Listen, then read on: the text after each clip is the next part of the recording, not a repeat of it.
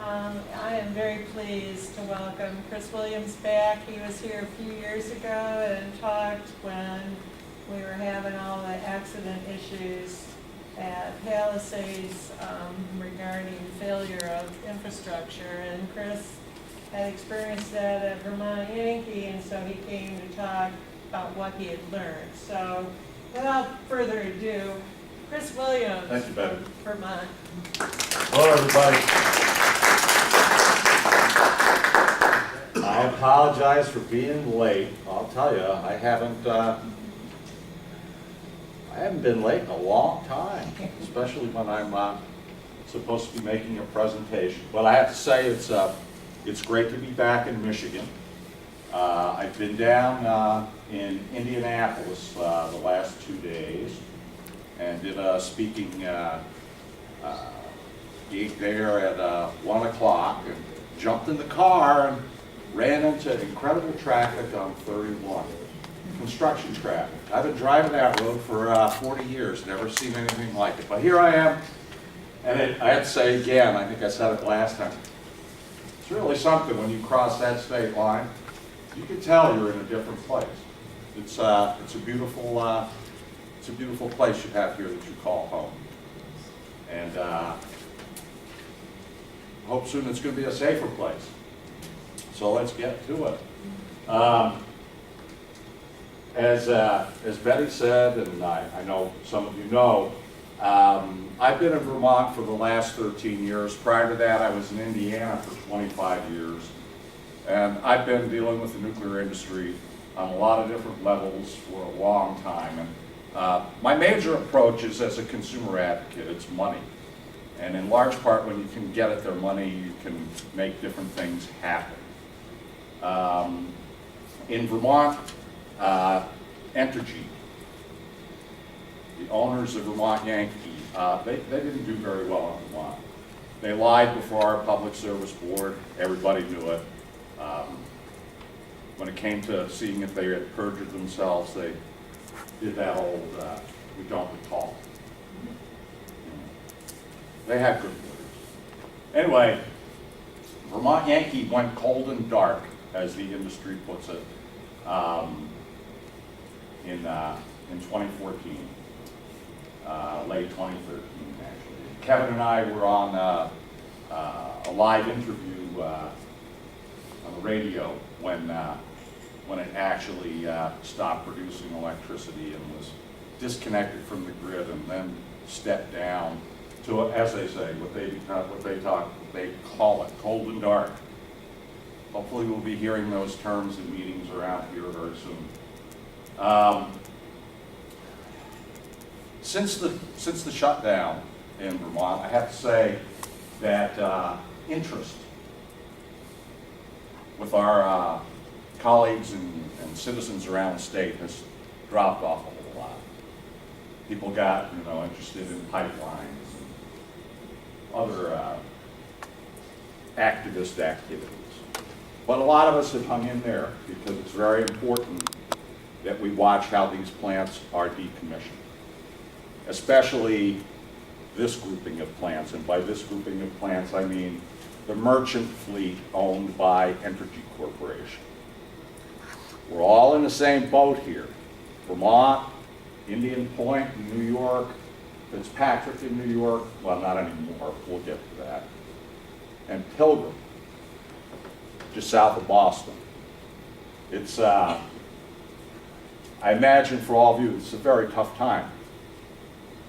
I remember when they announced the closure of Vermont Yankee, and there were a whole lot of people from all walks of life and all kinds of perspectives and positions that just didn't trust Entergy and said, they say they're going to close it down, but we just don't know. We just don't know. We just don't trust them. We're not sure. They could turn around tomorrow and say something different. One of the things those of us that worked on Vermont Yankee have been doing, in addition to monitoring the decommissioning, is we've been spending a lot of time in Boston, down on Cape Cod and in Boston, working with the Pilgrim people, who are I think, about a year ahead of you guys. In terms of shutdown? Yeah, in terms of when they got the the word and started themselves going, well, they may say it, but we're really not sure. We really don't trust them. I have to tell you, the people at Pilgrim have a lot of problems. That plant, you know, has been problem plagued for a long time. It's a Mark I boiling water reactor like Vermont Yankee. You've got a lot of issues, but it has such serious issues that they, and this is in the switchyard, that they actually now, in the last several years, have made it it's a practice. If there's an approaching nor'easter coming up the coast, a big storm, they shut the plant down because they're afraid the switchyard's just gonna blow and they're not gonna have access to grid power. The people there are very committed, they're very dedicated, they're working hard, but they're very nervous and they're waiting like you are. One of the things that they've been doing, they've been sending people up to Vermont to talk with us, to talk with state officials, and to talk with Entergy, quite frankly. And they do that and have been doing it at a forum that is held monthly in Brattleboro. And sometimes it's held in Vernon, which is the actual host community for the plant. And it's a meeting of a group called the Nuclear Decommissioning Citizens Advisory Panel, or NCAT. NCAT was created by legislative statute just prior to the shutdown of the plant. And what it really was a follow-on to a long-standing statutorily created group called VSNAP, the Vermont State Nuclear Advisory Panel, which met for years while the plant was running and acted as a forum, a place where the public could ask questions, the company could report what was going on, and state officials and other interested parties had the opportunity to ask questions, go back and forth, and there was always the media there, always. When we saw the approaching shutdown of Vermont Yankee coming, we talked to legislators and said, we need to do something about VSNAP and turn it into something that will serve the community as a whole when the plant shuts down. And NCAP was created. I will make sure that people here get a copy of the statute, because what the people at Pilgrim did was basically take the statute in Vermont down to their legislature in Boston ahead of time, which is what we were telling them to do. You know, you have the opportunity to get a little bit in front of this and create NCAT, or whatever you're going to call it here. Now, I don't know all the details here in Michigan, but I know that Victor and Michael deal with decommissioning. Victor, you know, up at Big Rock, and Michael is close to the, as far as I know, the most lengthy decommissioning process in the history of the United States at Fermi 1. Is that right? Still not done. Right, because they just don't have the money or something. That's what the MRC told us in Brattleboro at a meeting. But my point is, and I will get the statute to folks here, you should be thinking about that. You should be finding the sympathetic legislators. You should be talking with the company. You should be talking with people in the community. Our NCAT board is made up of about 20 people. It includes the union from the plant, the electrical workers. It includes officials from Entergy, and generally that's the president and vice president, and they'll bring new people in because it's a whole new game once they start decommissioning. We have the Agency of Natural Resources, which is responsible for non-radioactive cleanup at any industrial site in Vermont. They sit on the board. Our consumer advocacy group connected to our utility regulators. They're called the Vermont Department of Public Service. But you get the idea. There are complementary people and organizations here in Michigan that fill in will have to play all those roles. But creating the NCAT has really helped this process in Vermont as we have questions that we want answers to, and you can count on it every month. You can go to that meeting, and it's developed actually very well. We also have legislators, and we have people who were appointed by the governor, who were appointed by the Speaker of the House and the President Pro Tem of the Senate. There's also even one of us anti-nuclear types representing us anti-nuclear types. It's worked out very well, and it's been a very, very important part of the process. And my advice would be to get out in front of it here and create your own version of NCAT. Now, one thing about it is, you know, in our community, and by that I mean the safe energy community, we have some critics. We have some doubters. We have some people that, like, you know, are hard to please sometimes. So we have these people that go, that NCAT doesn't have enough teeth. Well, and I have to say to them, boy, I wish it, you know, did have teeth, more teeth, but it doesn't, because the way decommissioning works, and I've learned this over the last several years, is if you think you don't have a lot of input now while the plant's running, get ready, because you're going to have a whole lot less once they start decommissioning. That doesn't mean it's hopeless, but that's the case. They don't hand us the keys and say, here, you guys can look over our shoulders every day and tell us what to do. It doesn't work like that. So, it doesn't have teeth, but it is the forum. And at every NCAT meeting, there are a table of media people, and it's reported, you know, across the state the next day. And the Pilgrim people, you can look it up, it's just getting off the ground. They're already scrapping on all kinds of things down there. But here we are in South Haven, and yeah, you got the word. I want to talk a little bit about merchant plants. I know you all probably know about this, but I want to just give you my perspective. I might have even given you my perspective on some of it last time around. As a consumer advocate in the state of Indiana, and of course Indiana doesn't have any nuclear power plants, except for the one we have in Michigan that we pay for, called DC Cook. That's the Hoosier Nuke. 80% of that plant is paid for by ratepayers in Indiana. So we have a, from the Indiana perspective, we have a keen ongoing interest with DC Cook, but we'll get to that later. 20 years ago, when I was the probably most visible utility consumer advocate in the state of Indiana, having done it for a long time, I was invited to sit at the table as they discussed this concept of market power and the bringing of, you know, competition to what had always been a stodgy monopoly that needed a little, you know, financial invigoration. And they sat there and they talked and they said, yeah, we'll have gas and nukes and coal. They didn't talk about renewables much back 20 years ago, meaning the industry didn't. And those people sat around the table and they said, we're going to construct a wholesale market that we can all bid into, and may the best, you know, best process or best type of generation win.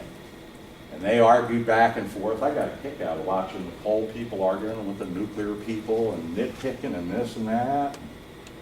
But the idea was, you know, take it out of the vertically integrated monopoly that had a huge, huge base of captive ratepayers that you could always go back to if you got the state's permission to pay for anything, if it was legal and would pass judicial muster. So they argued back and forth, and the nuclear guys, and specifically in the Indiana discussion, it was AEP and they were talking about Cook, said, but you don't understand. We have to decommission this plant someday. And the guy actually said, we're talking about cement and fences and guard dogs forever. I fell out of my chair after he said that. I said, yeah, that's what we've been saying.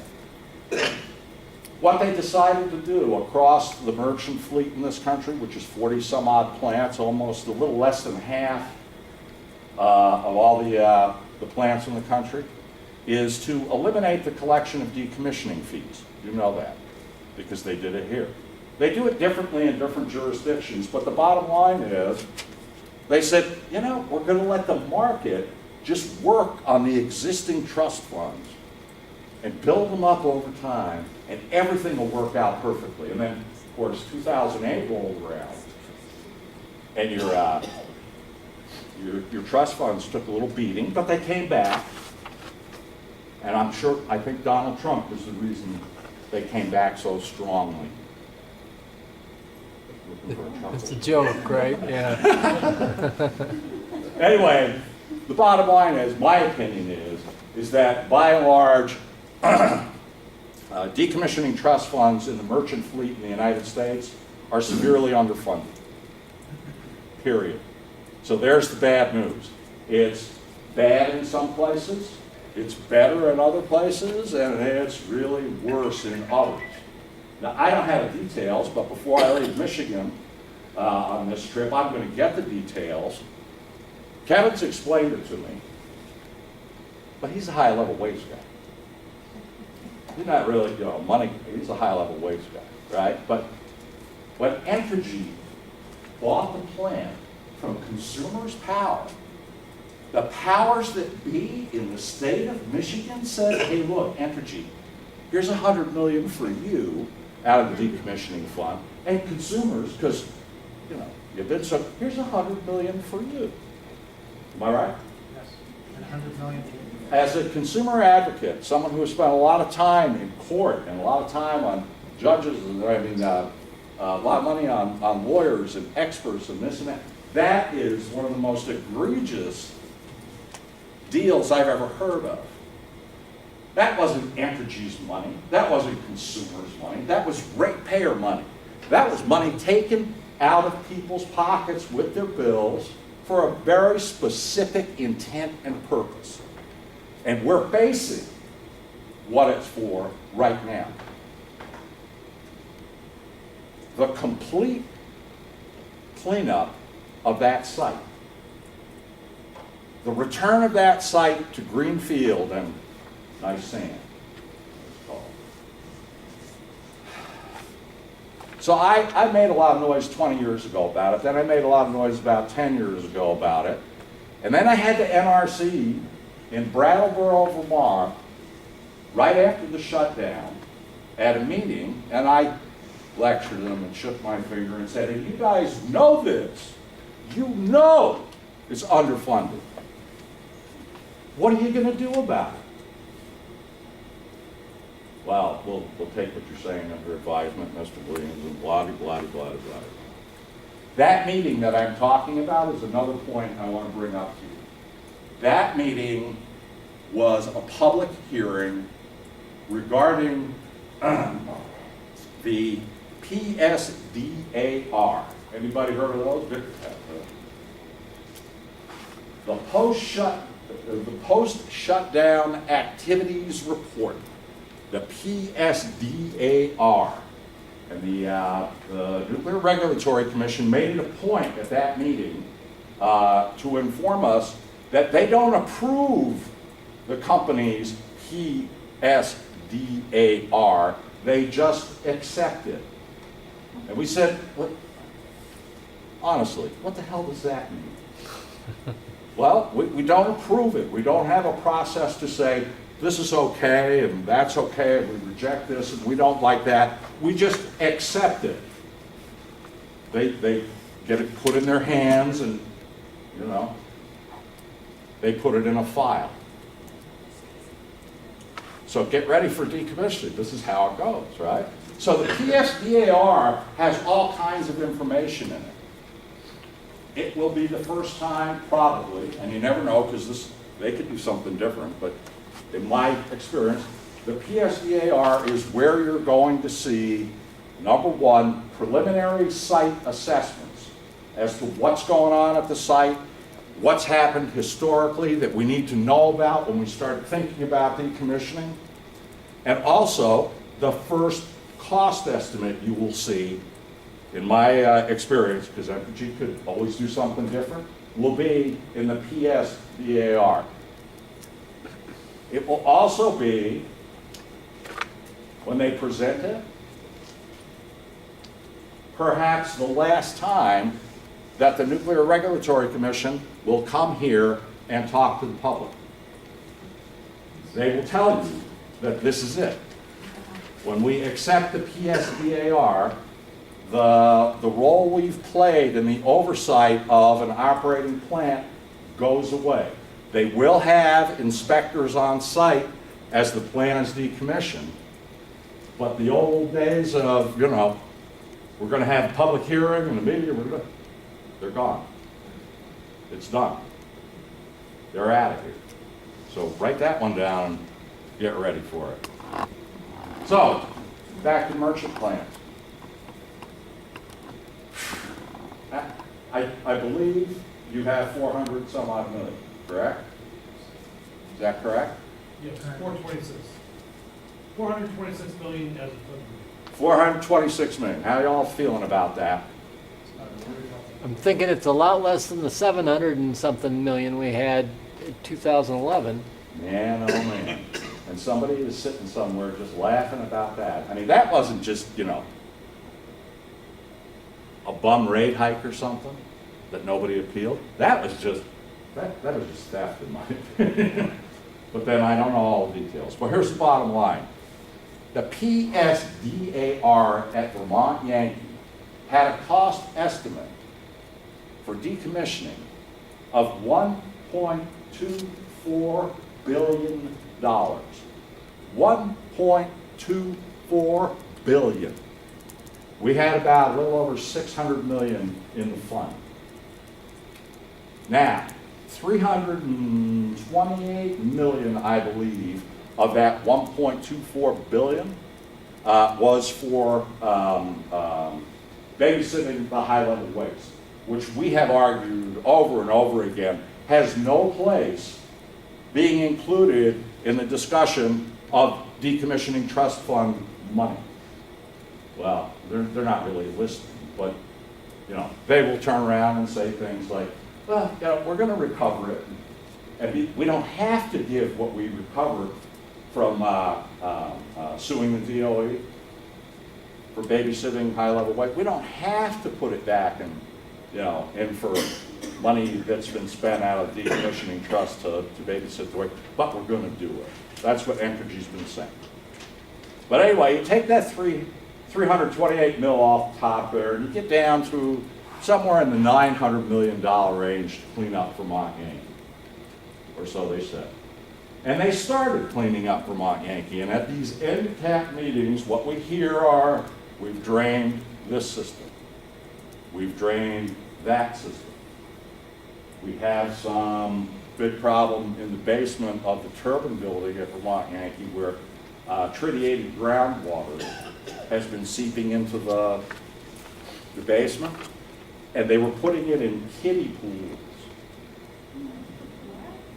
Yeah, we raised hell about kiddie pools. There were pictures in the news, and I just thought it's too bad I didn't have it.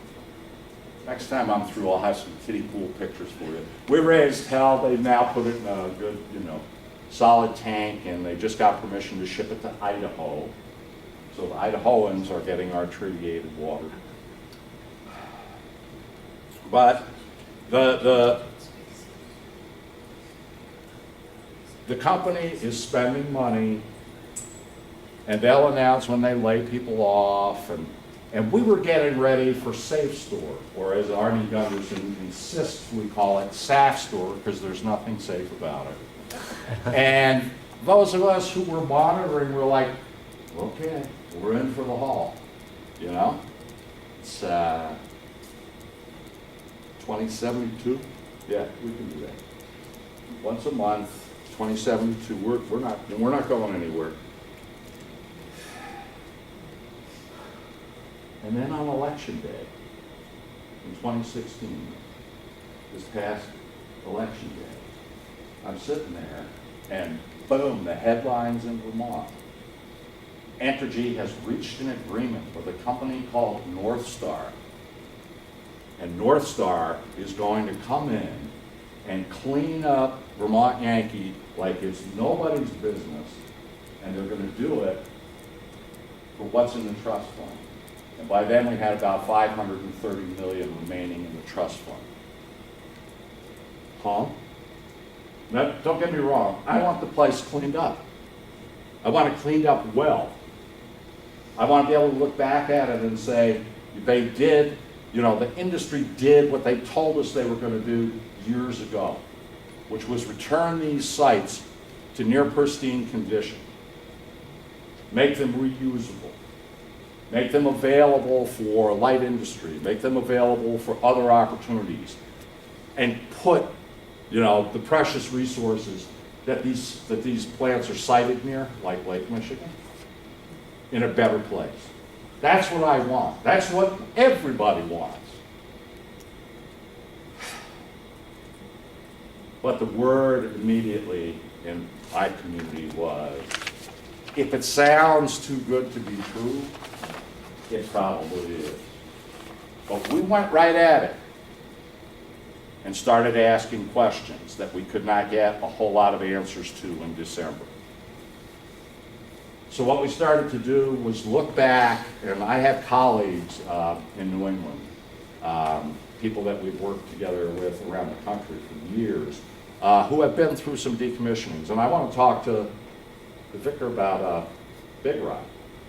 Are you the person to talk to, you think?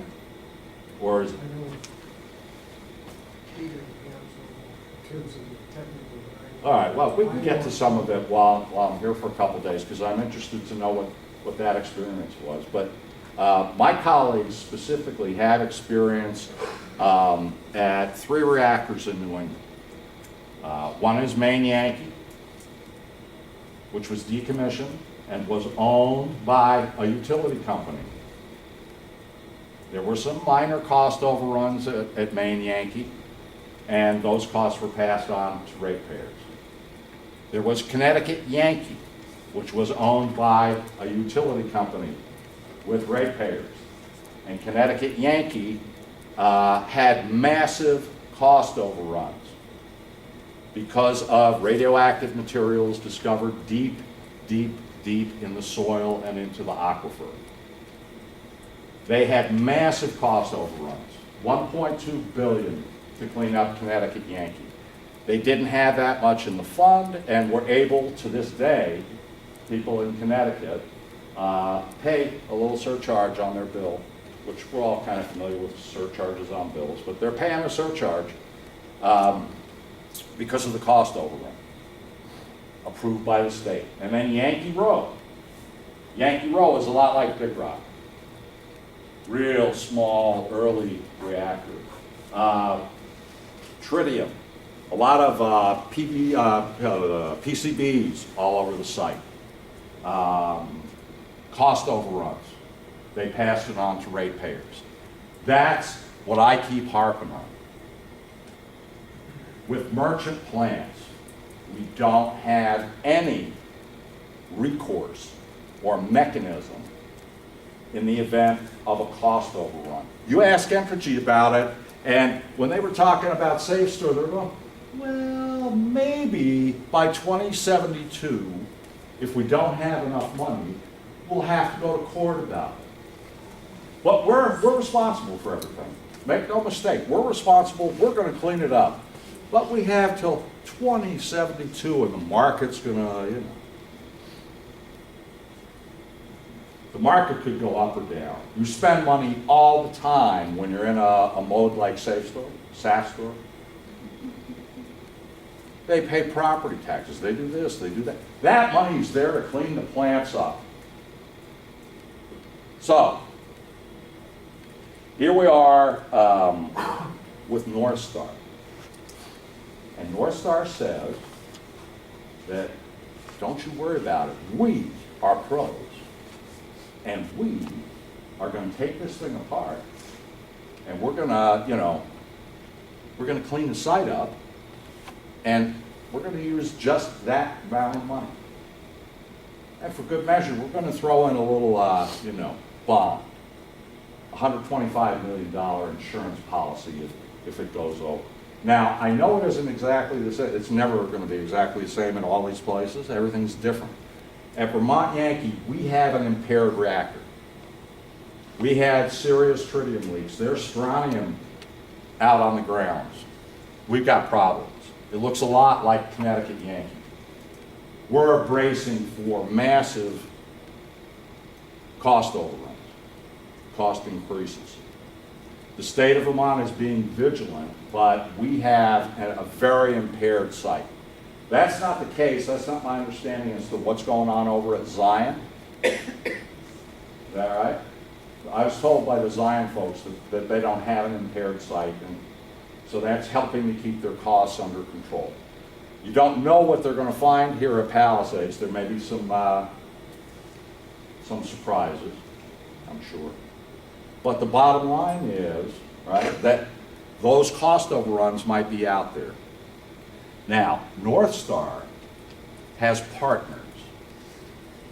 Northstar, I've been talking to the boss guy. His name is Scott Stake. I have asked him questions, which he still hasn't answered, at several meetings, and he's a very capable businessman. I'm not going to sit here and tell you that he doesn't know, how to take stuff apart. They take hotels apart in the middle of New York City. They take hotels apart in the middle of Las Vegas. They have actually, their nuclear experiences, they have taken research reactors apart on college campuses. They've never taken apart a commercial nuclear power plant. But, they have a lot of experienced people. And they even took the launch pad for the space shuttle apart down in Florida. I mean, when they come in and they show you the slides, you're like, wow, these people take things apart. They do. So, one of their partners is waste control specialists, which when I have waste questions, I talk to the waste guy over here, right? But waste control specialists are the people who operate a low-level radioactive waste dump in West Texas. They're not doing well financially, but they did open it up. It used to just be for Texas and Vermont. That was a weird compact. It's now opened up to 38 states. They're also, although they put it on ice, they were proposing that they would build a giant parking lot for all of our high-level waste casks. But WCS is in the mix of contractors that Northstar is going to propose to work with. The other one is Burns and McDonnell out of Kansas City, and I have to be honest, I still don't understand what their thing is. They do licensing, and I think they take care of all the paperwork, and they have yet to appear in Vermont to give us their hello, how are you? The other partner, and this is the big one, is Areva, and Areva's American division or subdivision. We were introduced a couple of weeks ago to Fred Bailey. Fred Bailey is the top guy at Areva US, and Fred, is a very confident guy. He will tell you how they will efficiently and effectively cut all the reactor parts and internals up underwater and package it up real nicely and ship it off for you. That's a crucial part of the decommissioning process. It's interesting when you meet Fred. He's a Frenchman. I thought he was, I guess his parents must have been Irish, but he had the French accent, and I am Fred Bailey. Fred, no doubt, will appear in South Haven, and will tell you about their work. They are subcontractors. Areva, WCS, and Burns and McDonnell are subcontractors.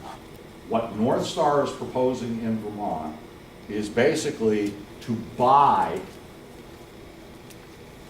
the LLC that Entergy constructed to house Vermont Yankee. So they're not creating a new company. They're going to buy the existing limited liability corporation and just stick a new name on it. And this is the interesting thing.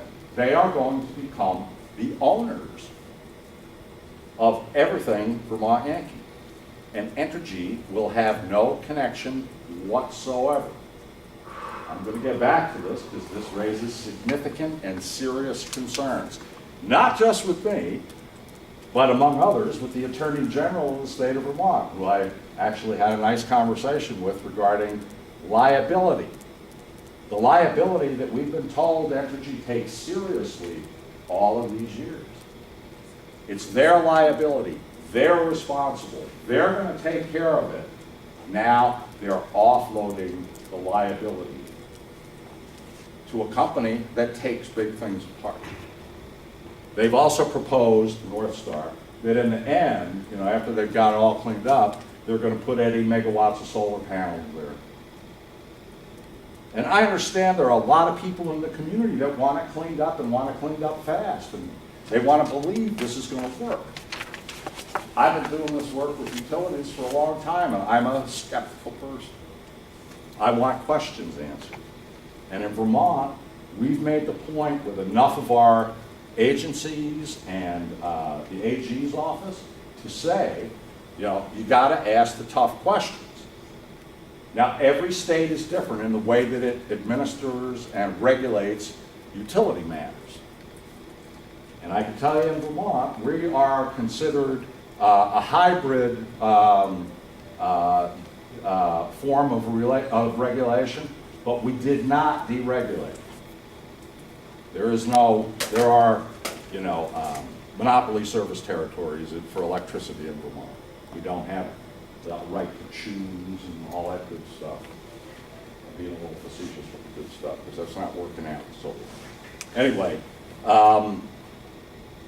so consequently, to get this deal done, they have to get approval from our Public Service Board, which just renamed itself last week the Public Utility Commission of Vermont. And there's also a proceeding for a license transfer going on at the Nuclear Regulatory Commission. So there's two circuses going on. Most of the technical hearings with regard to the sale are going to take place in November of this year, and we're learning more as we go all the time.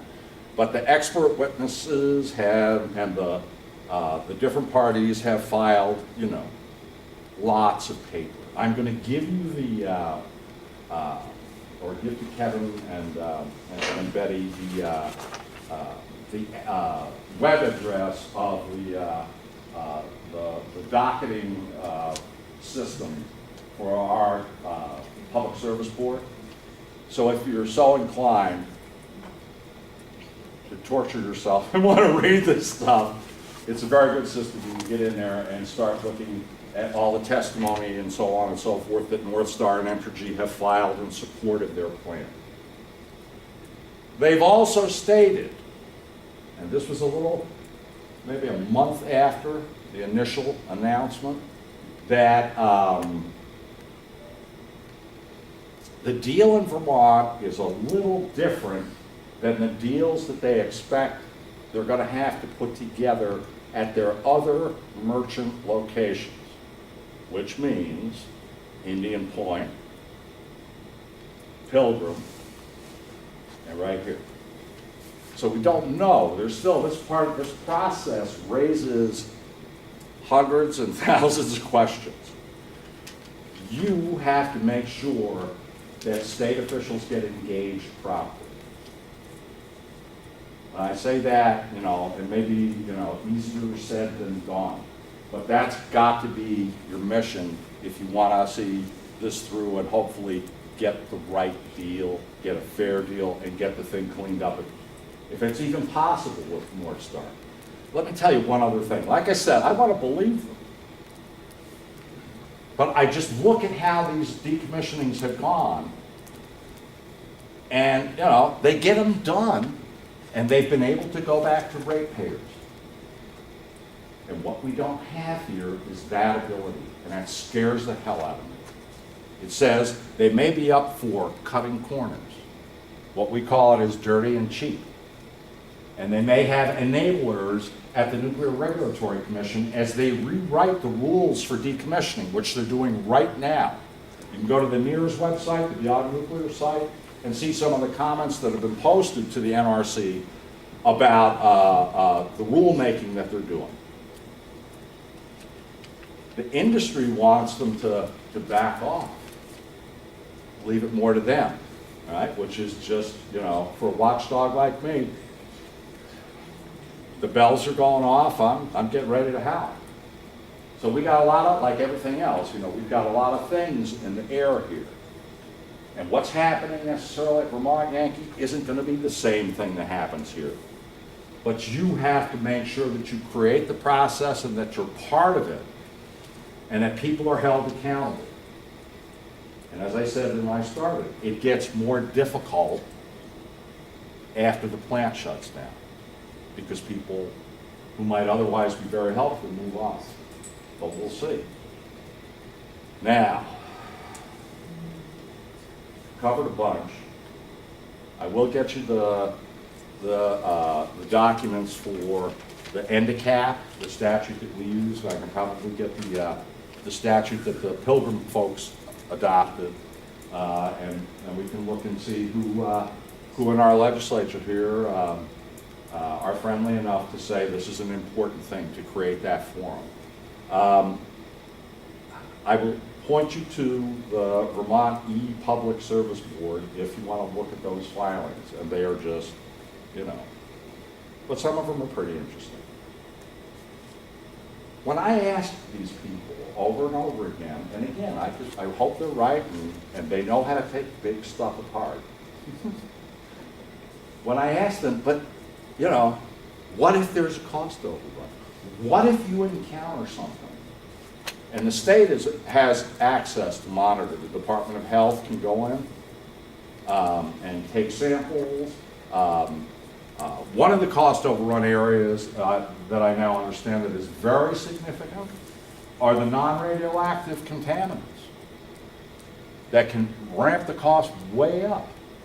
These are, they use all sorts of stuff out there, and they've been spilling stuff and burying stuff. And the other thing you got to do is make sure that the company is adequately interviewing the current workers, the people who are still on site, the people who know where the bodies are buried, to get a good assessment.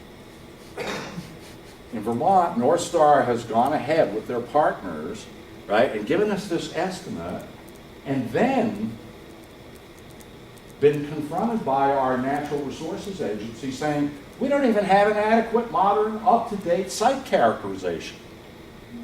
Well, we're going to get it to you. Well, when are you going to get it? After the deal is approved? You can't make a cost estimate without an adequate site characterization. You can't do it. I don't care what business you're in or how good you are. Well, we'll take care of it. The one that frustrates me is Northstar will tell you, we have a cost per task contract. Meaning, we have taken this job and we've built a spreadsheet and we've broken it out into 900 tasks. And each of those tasks has a ceiling with regard to how much we can spend on it. So in that way, we won't have cost overruns. And I'll say, tell me that one again. So what happens when you get to task 656 and the stuff hits the fan and you've discovered some atrocity, radioactive or not, that is going to cost another $200 million to clean up adequately? Well, we are limited in how much we can, but what are you going to do when you run into that? And I don't have the answer. So I'm giving you my overview, I'm giving you what I've been picking up, but I'll tell you the other thing is there are a lot of answers I'm not getting, we're not getting, that we don't have yet. And the process is going forward, and our allies and the state are being very aggressive, and the thing they're being most aggressive about is the financial accountability. Which brings me to the last kind of area I want to go into, and then I want to really see if we can get a discussion going here.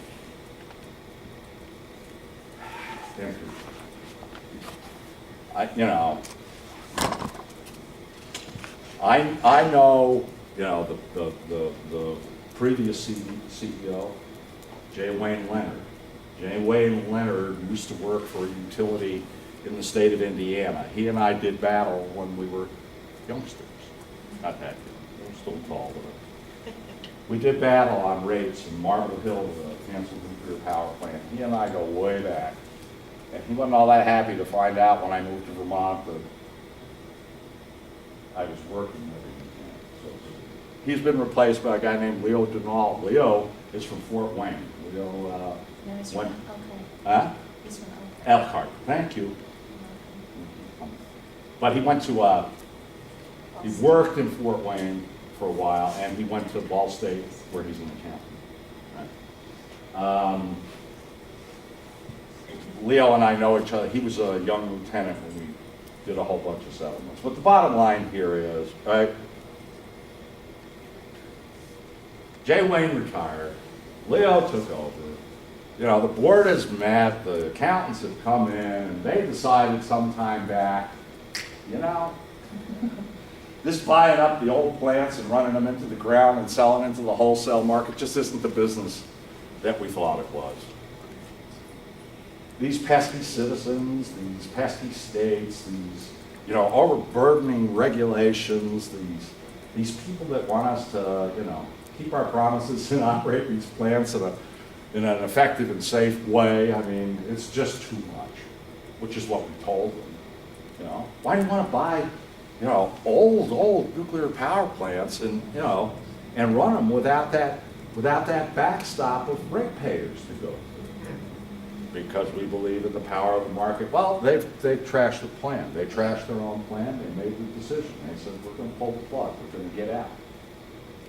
Which I'm not, necessarily complaining about. In New York, it's very strange, of course. They announced that Fitzpatrick was going to close. And the people in Syracuse rejoiced. And the people in downstate New York with Indian Point said, what about us? And it's been a real circus over there. Exelon came in and bought Fitzpatrick. The governor of New York, Andrew Cuomo, supports that when he's upstate. So that's good for jobs, it's good for the economy. Fitzpatrick has the oldest condenser in the American fleet of PWR. And then when Andrew Cuomo travels downstate to New York, Indian Point must close, it's dangerous, it's a threat to New York City. And then the next day when he's upstate for jobs and this, we've got to have Fitzpatrick. So it's weird. Liability. The liability for Palisades, Pilgrim, and Vermont Yankee, not Fitzpatrick anymore because Exelon bought it, but Indian Point, right now, rests with them. We know who they are. We know where they are. We also know that they have, lots of ratepayers, lots and lots of captive ratepayers in the South. Not that I'm proposing that everybody down south pay for all these beat up nukes up north. But the bottom line is they have resources. They have very, very deep pockets, and they are working feverishly right now to protect those deep pockets.